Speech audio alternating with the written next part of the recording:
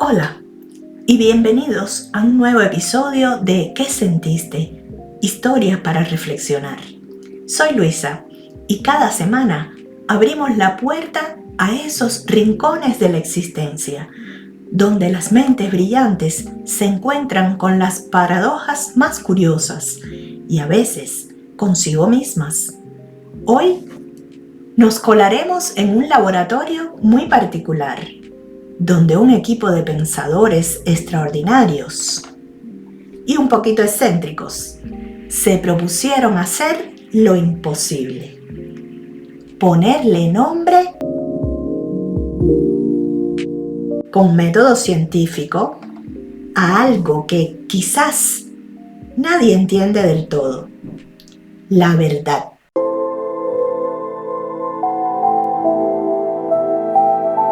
Imaginen un laboratorio, sí, pero no uno frío y reluciente, más bien un santuario personal, con pizarrones llenos hasta el borde, tazas de café a medio terminar y el suave zumbido de equipos extraños que nadie fuera de allí entendería.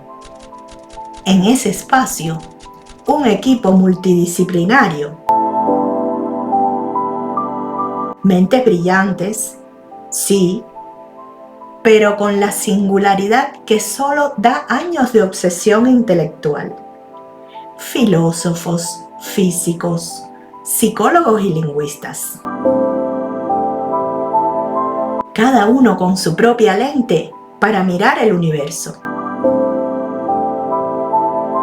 Y una meta audaz en común: definir la verdad. Usando el método científico.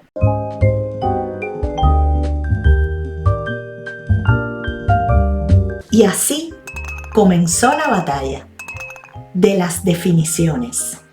Primero estaba el filósofo, don Ramiro. Para él, la verdad era como un camaleón social, siempre cambiando de color según la tribu o la época en que te encontraras. Una simple construcción humana, decía. Nada que ver con esos hechos rígidos de los físicos. Luego, la física. La doctora Sofía.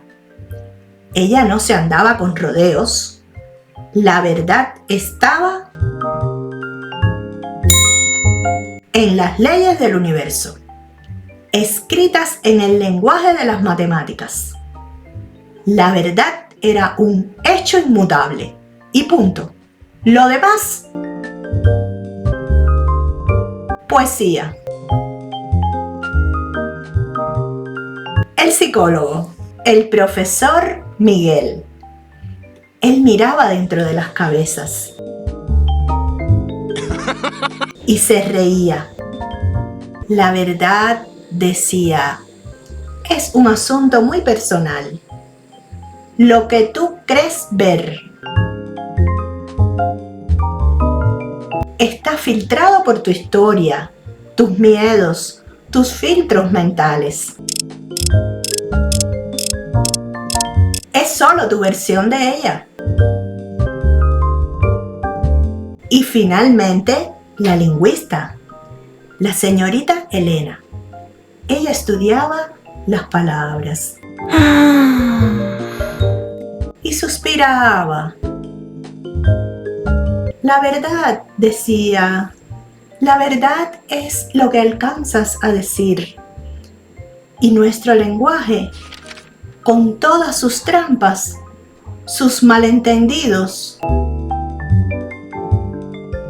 a duras penas rasca la superficie de lo que realmente es.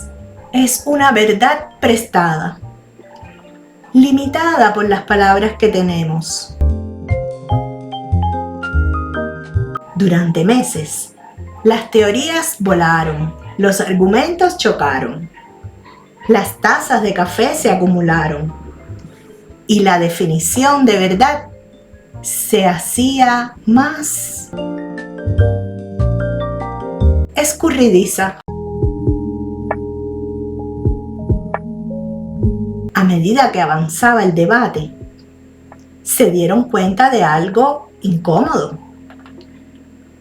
Cuanto más se esforzaban por atrapar la verdad en sus redes, más resbaladiza se volvía cada perspectiva, cada argumento brillante. Solo mostraba un pedacito del elefante y se reían de la descripción del otro. Finalmente,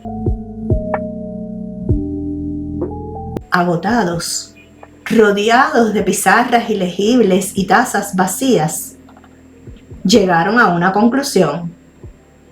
Quizás, solo quizás, la verdad no era una cosa sólida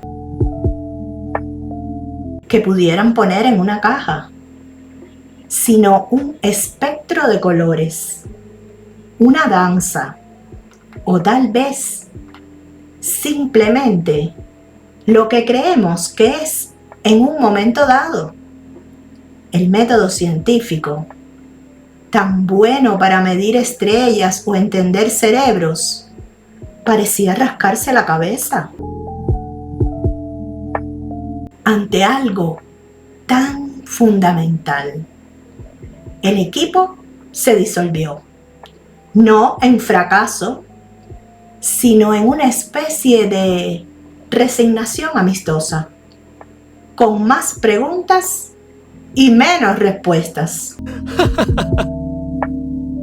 Pero entendiendo que la búsqueda de la verdad era un viaje sin fin, una conversación constante entre diferentes y un poquito excéntricas versiones de la realidad. La historia de estos peculiares buscadores de la verdad nos recuerda que a veces los intentos más serios llevan a las reflexiones más inesperadas y que la verdad quizás no está en una definición única, sino en la conversación constante, en escuchar las diferentes voces, aunque algunas sean un poquito excéntricas. ¿Qué sentiste al unirte a este debate inconcluso? Comparte tus reflexiones en los comentarios. ¿Cuál de estas verdades se acerca más a la tuya? ¿O tienes tu propia definición? Me gustaría leer lo que este debate despertó en ti. Soy Luisa y te espero el próximo domingo con otra historia para reflexionar en ¿Qué sentiste?